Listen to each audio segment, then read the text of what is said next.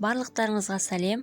Бүгін сіздердің назарларыңызға дайындалуы оңай пирогтардың бірі восточный пирогының рецептісін ұсынамын. Ең алдымен бөлме температурасындағы сары майға қант салып жақсылап араластырамыз.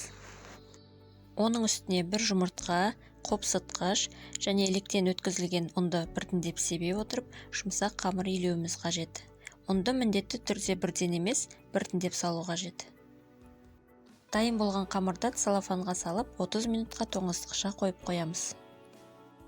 30 минуттан кейін форманы сары маймен майлап, қамырды осы видеода көрсетілгендей жазып шығу қажет. Шанышқымен күш түсірмей осылай тесіп шығамыз.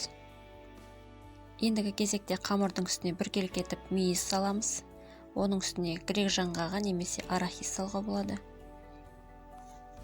Және орташа қылып туралған кураганы салып, үстінен қойылтылған сүтті құйып шығу қажет. Алдын ала 165 градуста қызып тұрған пеште 25-30 минут пісіріп аламыз.